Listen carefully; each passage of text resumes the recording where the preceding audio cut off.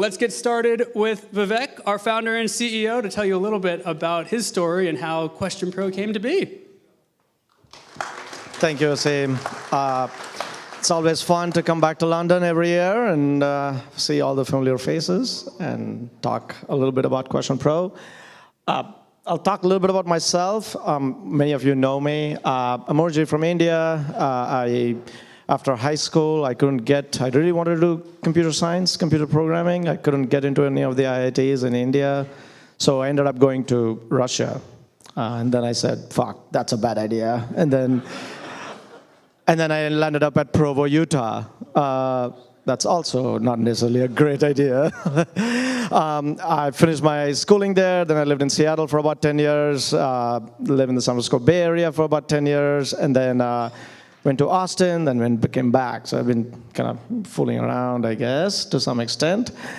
I started Question Pro back in 2005. That's my garage, actually. And this was before AWS, and you had to build your own servers, get a T1 line, all that stuff. So that's how we started the business. Today we are in about, somebody asked me, how many countries are you in? I'm like, fuck, I don't remember. Actually, we should know that.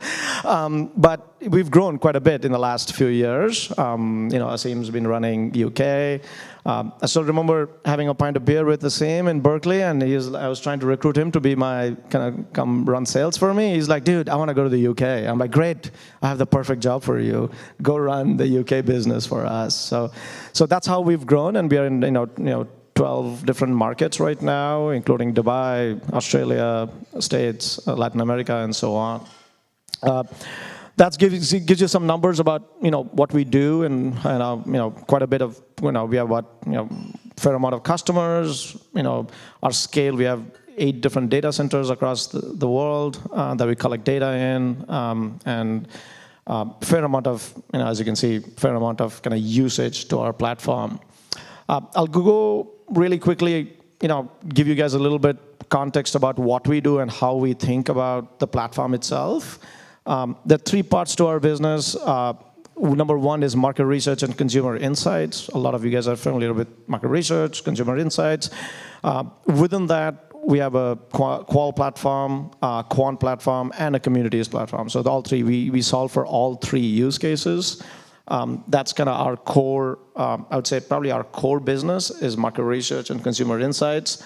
The second part of our business is customer experience, where we have a voice of the customer kind of core tooling.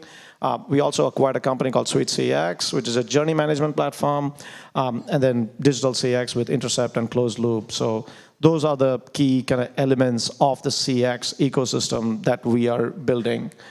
And then the third component of our business is employee experience. So employee experience, think of, we're typically selling to the head of HR in terms of understanding the employee base. So from a larger picture, the way I think about it is, understanding customers, markets, and employees. That's the way we have kind of created 3 different product lines for each of those 3 verticals, and all the data goes into a common dashboarding as well as BI as well as AI layer into a common infrastructure. So that's how we kind of that's how we position ourselves. That's kind of my vision for the company and for the product. And obviously, being global is also part of our vision. So fundamentally, I would say we want to solve the problem of we want to understand how people think. What are they thinking? Why are they thinking? And that's kind of the core to what I believe we want to do. Most of the tools that we are building are point and click. I strongly believe in a kind of self-service approach to software. Software has to be, has to be able to do things for you. Most of what we do is point and click. About 5% of our business comes from kind of custom stuff that we have to build for our clients. Not everything can be done on a point and click level. And then 5% is what we kind of keep trying to innovate. Oh, what's next? We kind of keep throwing new things at the wall and see what sticks, what doesn't. So it's a constant battle of innovation that we do. There's lots of things that we've done in the last year or so, or more than a year, I guess. I want to talk about a few things over here. I'll be amazed if I don't talk about AI, but but I look at AI as really a productivity tool, simply put, right? Everybody thinks of AI as like, oh my God, it's going to change everything, but it really increases productivity. That's my core belief, that AI is a productivity enhancer. And we, like everybody else, we're dabbling with synthetic data, we're dabbling with auto-generated reports, we're dabbling with automated storytelling, a lot of use cases that we are dabbling with, and we'll talk about some of these as the day goes by. But fundamentally, we look at AI at least I look at AI as a 10x productivity enhancer. So people who are using our tool can say like, okay, look, what used to take 1 minute will take 10 seconds, what used to take 1 hour can be done in 1 minute, and so on and so forth. So those are the kind of capabilities that we are going to bring to the table. A good example is this tool called Insights Hub that we built. It's almost like a repository of all the research data that you have, and then there is a kind of chat-like interface to understand all the data that you've collected, not only with QuestionPro, but other systems also. So we don't believe that we are the only guys that collect data. So if you have other systems collecting data, so we can put it all in one common, what I call an insights repository. And then not only that, it can then be democratized. Other people within the company can actually interface with that data set. Think of it as a knowledge base that is democratized internally within a company. So that's a good example of how we are applying AI into research. So the other thing that I want to talk about really quickly is, everybody's got a ton of data, but stories are what drive change. And ultimately, we are in the business of driving change. Not just producing data. So you'll see a lot of, okay, we have the dashboard, we have everything. But what are we doing the dashboard for? We want to drive change in the business. We want to drive something, we want to build something. And we are of the strong belief that stories are the way to kind of make people think about you differently. Just simply think, first of all, and remember you.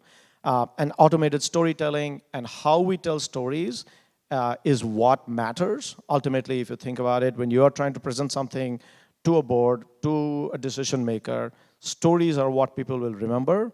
And if you want to drive some change, you got to go through a storytelling process around that. So I think, that's something that we are investing pretty heavily in terms of building products that allow you to tell the stories effectively, because stories are what will drive change at the end of the day. A part of that, a good example of that is our BI tool, which allows you to tell the stories, not only from a data perspective, you can hide, remove, and showcase certain data elements that actually tell a story, and then actually build the story on top of that. So that's a good example of how we've how we manage that. The third thing I would rather talk about is this kind of merging of qual and quant, really, right? I mean, people traditionally have looked at, hey, qualitative research, these are the guys who do qualitative research, and these are guys who do quantitative research, really.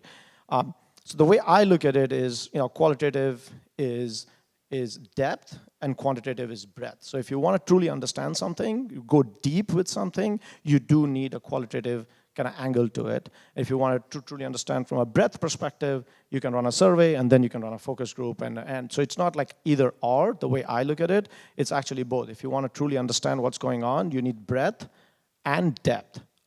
So the good news with even traditional qualitative research has been very kind of resource intensive and human heavy. But with generative AI, these things are becoming much, much easier to run using AI elements.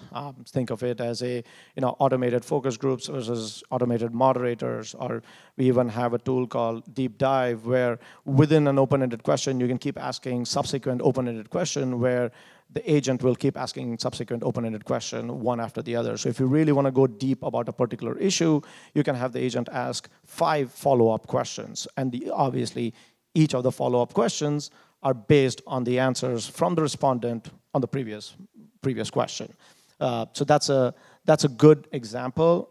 The other example that I like to give is this tool called Livecast, which allows just any open-ended question to be converted to a video recorded question. So So anybody can say, like, look, you want to answer this question, you just take a video, a selfie, well, a video of yourself, really, and record the question, and record the answer to the question.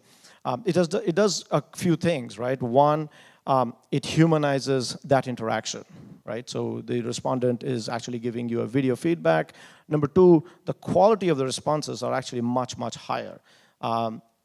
We are all used to kind of like, looking at the video right now and recording a video for ourselves and just posting it online. So that has been normalized, thanks for TikTok and everything else, that has been normalized. So if you ask somebody to post a video about, and ask them to respond to the question via video, it's not that big of an ask fundamentally, because everybody's used to doing it. So and then the quality of the data that you get, both in terms of the depth of the coverage that you have, and the breadth you have is pretty high. So, and you can do that at scale. You can say it's not that, you don't, they're obviously, we can analyze it, we can transcribe it, we can analyze it, we can make meaning out of it at scale by going through this process.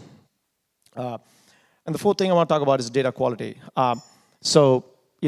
There are lots of things about data quality. We've all been in market research. We know the data quality issues that have come up. Some of these things like Livecast actually help with data quality because it's very difficult to kind of work around these issues. So if you're actually recording a video, then you know that this person is who they are.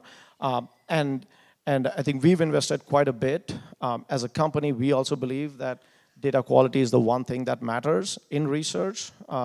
And we've invested quite a bit in terms of understanding, doing fraud detection, do automated fraud detection, apart from the simple things, but also catching proxy, a whole bunch of different things that catching proxy firewalls and everything else to say like, okay, this data quality is suspect versus this data quality is good.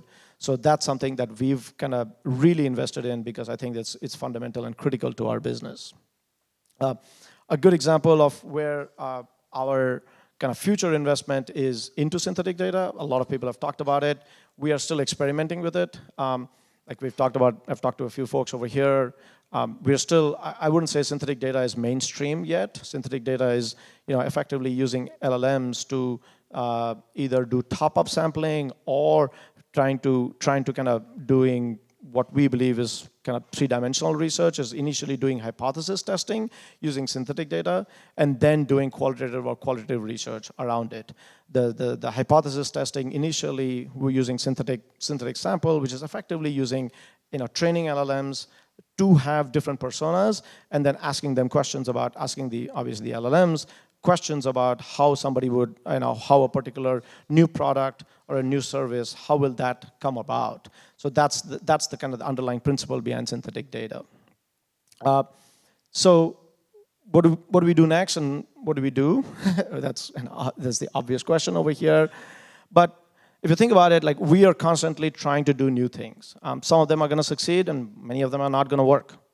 We've done this before, and we'll keep doing this with you. But part of the question is, why do we do this? Why are we here? And I'll tell you why I'm here. Okay, everybody's asking, why are we all here? I'll tell you why I'm here. So, in 2005 when we started, we had a little bit of an understanding of our customers. The research and insights departments had some understanding of what's going on, right? Today, we have a better understanding of our customers, our employees, our prospects, our markets. But why? What is the understanding for? I'll tell you why I'm here, right? I'm here for a more enriching and a personal experience with you guys, really. So I'm here to talk about what we do, but realistically, we do these events across every market that we are in so that we can connect people together and we can stay connected with each other with real connections. So that's the part of the big reason why we are here. We do this in every single market. It has been working for a very, very long time, and that's why, with that, thank you very much for being part of this event today. Welcome.